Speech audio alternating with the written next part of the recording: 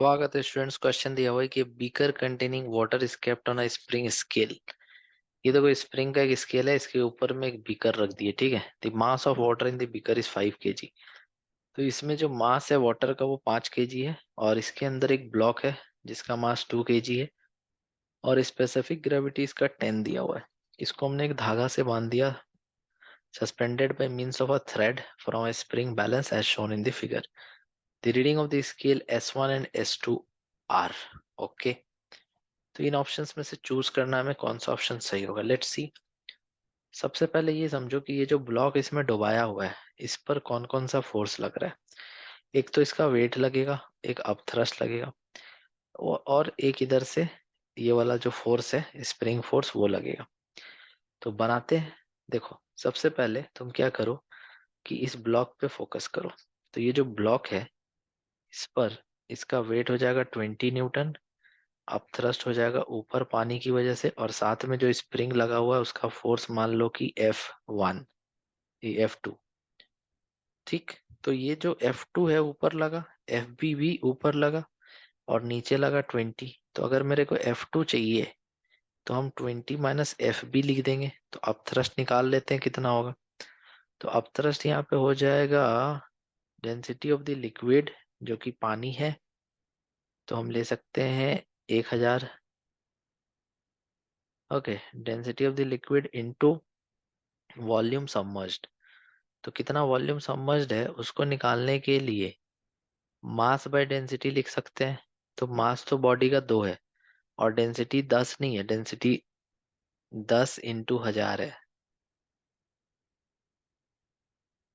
ठीक है, क्योंकि देखो स्पेसिफिक ग्रेविटी में तुम 1000 से जब मल्टीप्लाई करते हो वाटर के डेंसिटी से, तो उसका अब डेंसिटी आ जाता है। तो ये है 2/10 × 1000 इंटू जी।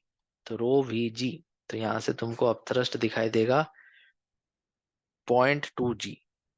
तो अब थ्रस्ट हो जाएगा 0.2 g, या फिर 2 लिख दो, जी का वैल्यू 10 लेकर के। तो ये जो F2 का रीडिंग है वो तो आ गया 20 - 2 18 न्यूटन। ठीक है, अब हम S1 का भी रीडिंग ले लेते हैं। S1 का रीडिंग अगर तुमको चाहिए तो तुम पहले ये नोट करो कि ये कंटेनर जो है इसका वेट कितना होगा, 50। तो ये कंटेनर का जो वेट है वो इसको नीचे पुश करेगा 50 न्यूटन से। साथ में ये जो ब्लॉक है ये यहाँ फ्लोट कर रहा है, दैट मीन्स कि इसका वेट नीचे लगा, अब थ्रस्ट ऊपर लगा। तो अगर कोई ऑब्जेक्ट फ्लोट करेगा तो वहां पर उसका जो वेट है और अब थ्रस्ट है, ठीक है, वो एक्चुअल में बैलेंस होना चाहिए। बट यहाँ पे अब थ्रस्ट कितना है, 2 न्यूटन, वेट तो कितना था, 20। तो स्प्रिंग का जो फोर्स है वो 18 लग करके इसको बैलेंस कर दिया। ठीक है, अब तुम ऐसा समझो कि हम सिस्टम मान रहे हैं इस कंटेनर को पानी के साथ। ठीक है, और हम मान रहे हैं कंटेनर इस ब्लॉक को, सिस्टम के अंदर इस ब्लॉक को भी ले रहे हैं। ठीक है, तो अब इस ब्लॉक पे जो फोर्स लगा वो एक लगा स्प्रिंग का फोर्स, एक लगा अपथ्रस्ट, और एक लगा वेट। ठीक, तो ये जो अपथ्रस्ट है ना वो एक रिएक्शन प्रोवाइड करेगा, और वो रिएक्शन प्रोवाइड करेगा कंटेनर के ऊपर। ये ब्लॉक कंटेनर को टच नहीं कर रहा है, पानी को टच कर रहा है, और कंटेनर स्प्रिंग को टच कर रहा है S1। तो हमको ओवरऑल ये देखना होगा कि इस कंटेनर पे कितना फोर्स लगा जो जा करके स्प्रिंग को पुश करेगा।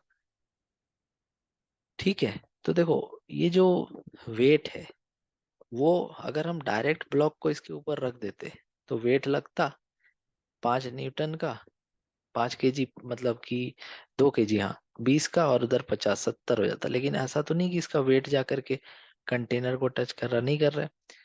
तो जब हम ब्लॉक को इसमें डुबा रहे हैं ना, तो ब्लॉक को एक फोर्स देना पड़ रहा है, ब्लॉक पे एक फोर्स लग रहा है, एक्शन का फोर्स, और वो फोर्स है अपथ्रस्ट। अपथ्रस्ट जो है वो ब्लॉक पे लगा, किसने लगाया, पानी ने।